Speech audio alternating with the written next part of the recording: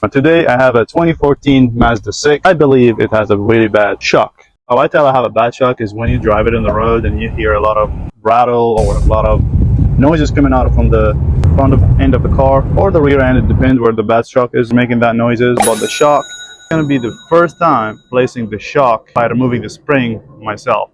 That's why I have my helmets over here, because you never know, you might need it. You would need a jack, you would need a jack stand for your safety, you need a drill, spring compressor, hammer, screwdriver, size 14, 15, 17, 21, 23, and a 17. We're gonna change the shock with a couple steps. Step number one, you lift the car and you take the wheel out.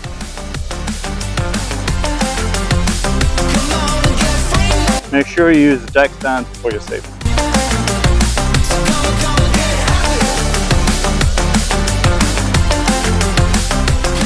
Now that we remove the wheel, we have a couple bolts to remove to take the suspension out. So 1, 2, these two over here, and then we got 3 on top. 1, 2, 3. To remove these 2 bolts, you need size 23. Second one is off. I'm just gonna open the box to see how the new ones looks like, and according to that, what we need to remove. So this is our new shock. These are the 2 bolts that we just removed, and we need to remove the top 3 to be able to remove that spring from the old one and put it back in here, which is going to be the first time to use it, and that's why I'm going to use my helmet. We have to remove everything that is attached to this strut. So we have to remove this, we have to remove this cable that's attached to it, as well as this cable over here, and then remove this one. So we need size 15 for this one here on top. We remove the brake line, use a screwdriver, take the pin out.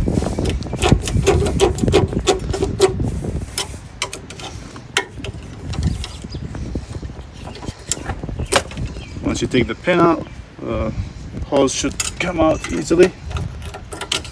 Here we go. Now we take clip number 1, also the same screwdriver, push it from the back. Pin number 1 is out.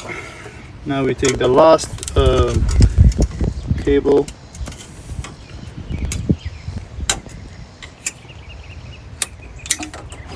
Here we go. Now we have everything is out.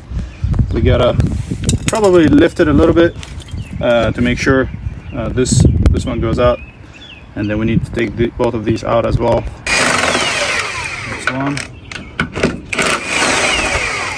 which is size 14, by the way. This is the last screw we have, which is size 17. And when we open this, you're gonna see the shock going down.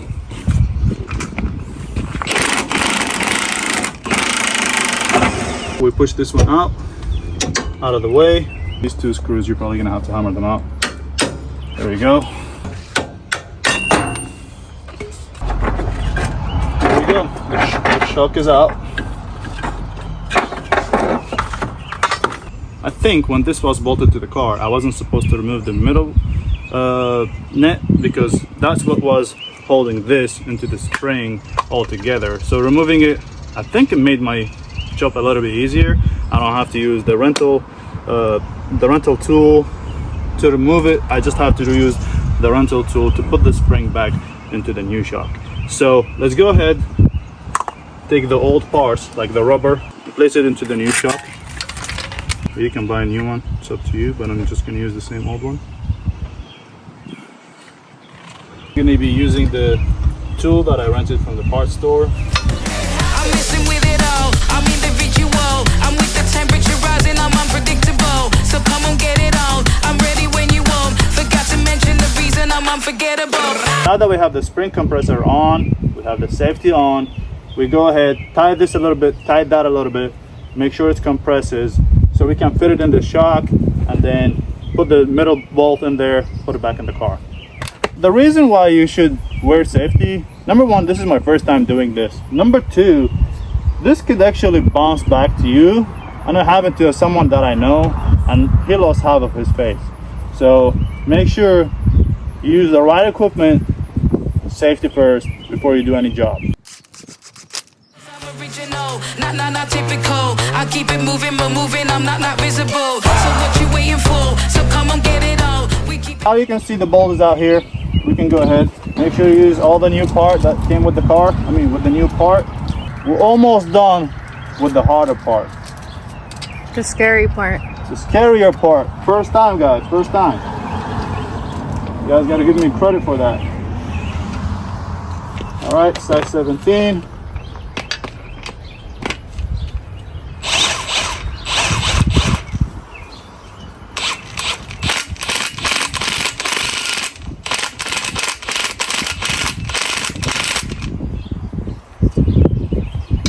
Now that we put the top screw in there, we can go ahead and remove the straps. We keep it positive, all of it, what we're wonderful.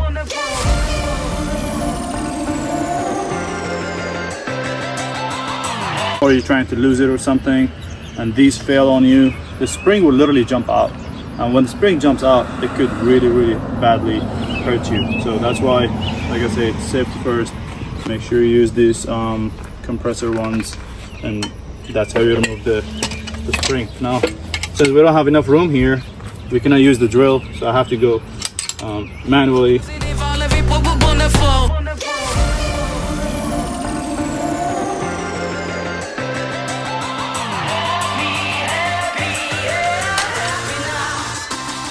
Now we have a complete struts. You can go ahead and start installing it.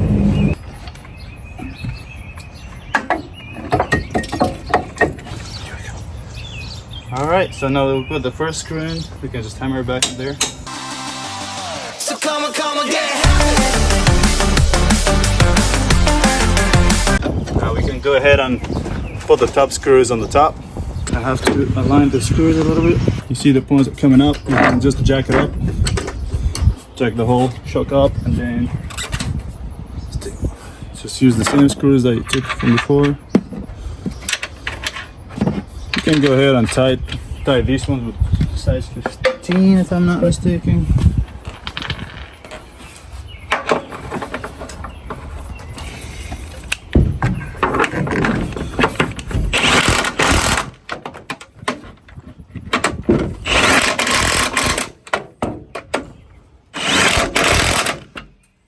We're done with the top part.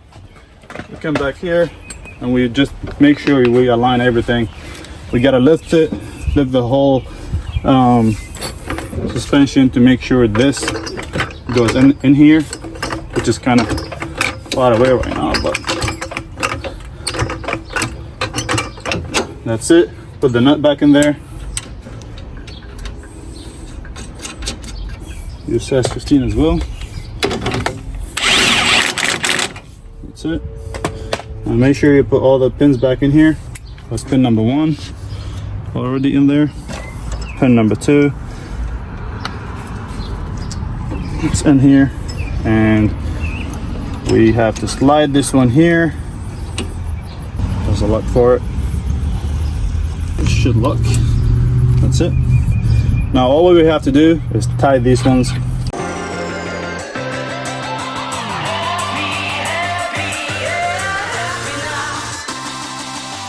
So come on, get And that's how you do suspension replacement. If you're new on my channel, make sure you subscribe, like, comment,